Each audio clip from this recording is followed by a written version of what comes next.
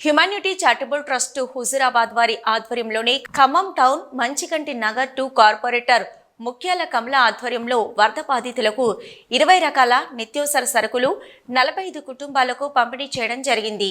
ఈ సందర్భంగా trust chairman G Naveen మాట్లాడుతూ వరదల కారణంగా అనేక ఇళ్లలోకి నీరు చేరడంతో ఆహార వస్తువులు, బట్టలు కొట్టుకుపోవడం, ఇళ్ల గోడలు కూలిపోయి నిరాశ్రయులుగా మారడంతో పాటు చదువుకునే విద్యార్థుల స్టడీ బుక్స్, నోట్ బుక్స్ తడిచి కొనలేని పరిస్థితి నెలకొందని, ఇలాంటి విపత్కర పరిస్థితులలో ప్రతి ఒక్కరూ చేయగలిగే సహాయం చేయవలసిందిగా ట్రస్ట్ నిర్వాహకులు జి నవీన్ కుమార్ కోరారు. ఈ కార్యక్రమంలో దివాకర్ గుప్తా, ట్రస్ట్ మెంబర్స్ గాయత్రుల కవిత, బాపయ్య, సరళ, గోపి, ఆంటోనీ, హేమంత్, సుధీర్ తదితరులు పాల్గొన్నారు.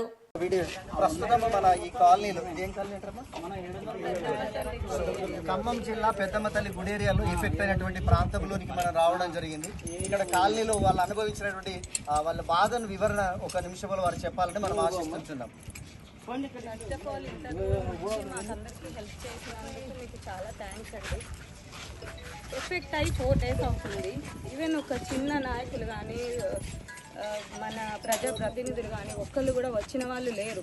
ఎవరు వచ్చినా ఆ మూల నుంచి వస్తున్నారు, చూస్తున్నారు, అటు నుంచి అటు వెళ్ళిపోతున్నారు. ఈవెన్ ఇక్కడ హౌజెస్ ఉన్నాయి. So many people are living here. They are not even looking forward at all. అసలు ఎఫెక్ట్ అయినాము, ఫీవర్స్ వచ్చినాయి, ఫుడ్ లేదు, వాటర్ లేదు, ఏమీ లేదు. 4 days నుంచి చాలా సఫర్ అయ్యాం మేము. మున్సిపాలిటీ వాళ్ళు కూడా 2 days తర్వాత నుంచి వాళ్ళకి పాపం సరిపోవటం లేదు. ఎంతమంది వచ్చినా ఎంతమంది చేసినా సరిపోవటం లేదు. సో కొంచెం ఎవరైనా సరే చూసుకొని, ఇక్కడ వాళ్ళు ఉన్నారు, కొంతమంది ఎక్కడెక్కడ రూరల్ నుంచి వచ్చిన వాళ్ళైనా ఏదో డైలీ వేర్ కోసమో ఎంతమంది ఉన్నారు. చాలా నెంబర్ ఆఫ్ కేటగిరీస్ ఉన్నాయి. ఇక్కడ అందరం ఒక ఫ్యామిలీగా ఉంటున్నాము. So just watching from the TVs only they are coming to help us. So we are very thankful to all. Okay, so మనం వింటున్నాం కాలనీ యొక్క పరిస్థితి, కాలనీ ప్రజల యొక్క పరిస్థితులు.